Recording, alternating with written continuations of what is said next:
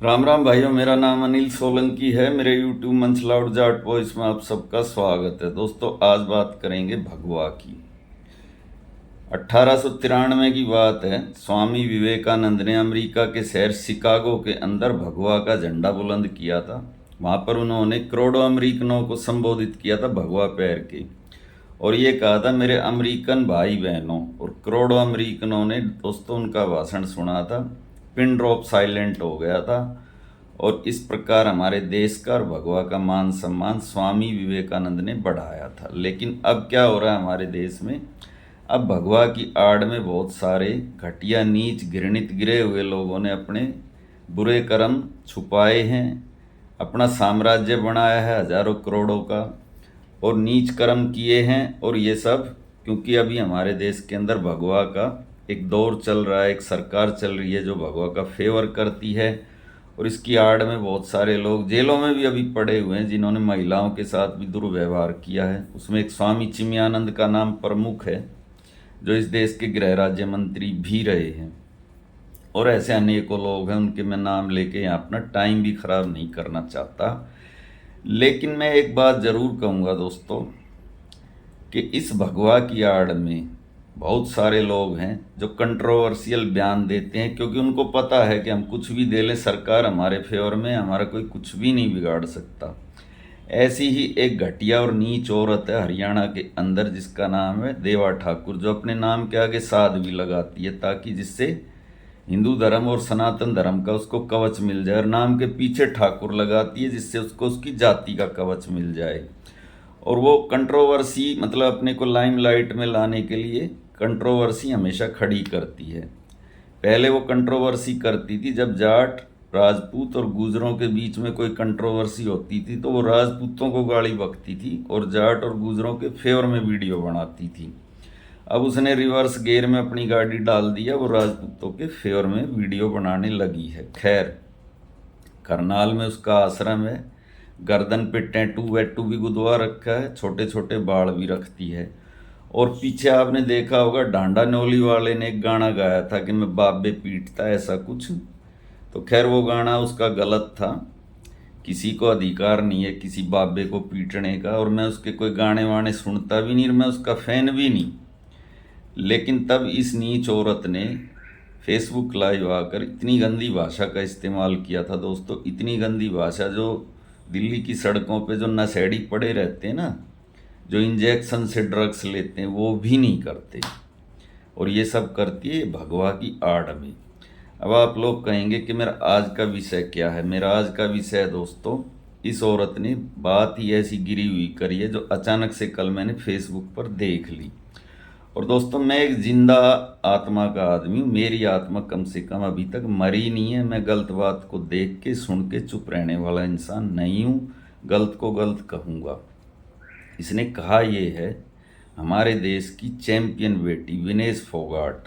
विनेश फोगाट कर इसका रुपये और 4 आने का मुकाबला नहीं है। कहाँ वो बेटी जिसके पास 15 अंतर्राष्ट्रीय मेडल हैं, जिसने 15 बार इस देश का नाम रोशन किया है पूरी दुनिया के पोडियम पे। और जो बेटी ओलंपिक के फाइनल तक होके आ गई, और जिस बेटी की 9 साल की उम्र में जिसके सर पे से बाप का साया उठ गया था, जिस बेटी की माँ को कैंसर हो गया था, उस बेटी की हिम्मत, हौसला, जज्बा देखिए। और सरकार जिसके खिलाफ थी, सरकार भी नहीं चाहती थी, सरकार ने उसको ओलंपिक में जाने से रोकने के लिए एडी से चोटी तक का जोर लगाया, फिर भी वो गई, फाइनल तक भी गई। सरकार ने उसको मेडल नहीं जीतने दिया, और वो फिर से ओलंपिक में जाना चाहती है। और सरकार ने फिर से उसे रोकने के लिए हथकंडे अपनाने शुरू कर दिए हैं दोस्तों। पहले उसका पोर्टल बंद कर दिया, रजिस्ट्रेशन नहीं होने दिया, फिर रजिस्ट्रेशन हो गया तो जान पूछ के वो कंपटीशन गोंडा में रखवा दिया। वो वहाँ भी जाने के लिए तैयार है, तो अब उसको अंतर्राष्ट्रीय डोप एजेंसी से नोटिस दिलवा दिया कि आपने अपने डोपिंग टेस्ट में शामिल ना होकर हमारे नियमों का उल्लंघन कर दिया। भाई, एक विधायक है, नहीं टाइम लगा होगा तो अब चली जाएगी। खैर, वो एक अलग बात है, अलग विषय है। तो लेकिन मैं जो बात कहना चाह रहा हूँ दोस्तों, वो ये बात कह रहा हूँ कि इस औरत ने अभी ये बोला है कि तू कैसी पहलवान है, तेरी पहलवानी पे धिक्कार है जो तू एक 75 साल के बूढ़े से रेप करवा के आ गई। ये बयान इसने दिया है। और इसने ये भी कहा है कि बृजभूषण 75 साल की उम्र में भी शिलाजीत की रोटी खाता है और तेरे जैसी पहलवान का रेप कर सकता है। तो पहली बात तो ये है कि इस 2 कौड़ी की नीच घटिया औरत को मैं ये बता दूं कि विनेश फोगाट और अन्य जो 5 बेटियां हैं जिन्होंने बृजभूषण के खिलाफ एफआईआर करवाई, उसमें किसी भी बेटी ने ये नहीं कहा है कि बृजभूषण ने हमारा रेप किया। बृजभूषण पर जो 3 धाराएं लगी हैं, 354, 354A, 354D, उन तीनों धाराओं का मतलब है किसी महिला की मान सम्मान मर्यादा को ठेस पहुंचाना। 354 का ये मतलब है, 354A का ये मतलब है किसी महिला से सेक्सुअल फेवर मांगना, और 354D का मतलब ये है किसी महिला के शरीर को उसकी इजाज़त के बगैर छूना, उससे बात करने की कोशिश करना, उसका पीछा करना। तो एफआईआर जो दर्ज है उसमें कहीं रेप का कोई जिक्र तक नहीं है। दोस्तों, अगर किसी कंपनी का कोई सीईओ या कोई मालिक अपने अंडर काम करने वाली किसी महिला के मान सम्मान को ठेस इसलिए पहुंचाए कि अपनी पावर और पोजीशन का इस्तेमाल करके, तो उसको कहते हैं यौन उत्पीड़न। यौन उत्पीड़न और रेप 2 बिल्कुल अलग अलग चीज़ें होती हैं। लेकिन कुछ घटिया नीच गिरी हुई मानसिकता के लोग विनेश फोगाट के बयान को ये कह रहे हैं कि विनेश फोगाट ने पब्लिकली ये बयान दे दिया कि मेरा रेप हुआ है। तो ऐसे लोगों को जवाब देना बहुत ही ज़रूरी होता है। दोस्तों, विनेश फोगाट आज एक इज्जतदार घर की बहू है, एक बच्चे की माँ है, और ये साध्वी देवा ठाकुर भी खुद एक औरत है। एक औरत होकर एक औरत के बारे में ऐसी बात बोलना और एक गुंडे का फेवर लेना, वो गुंडा क्योंकि इसकी जात का है इसलिए। इसने ये भी बोला है कि वो 6 या 7 बार का सांसद है, तो सांसद तो फूलन देवी भी थी। फूलन देवी ने क्या गुल खिलाया था वो भी इसको पता होगा, लेकिन मैं फिर वो बात कहना नहीं चाहता क्योंकि जातिवाद हो जाएगा।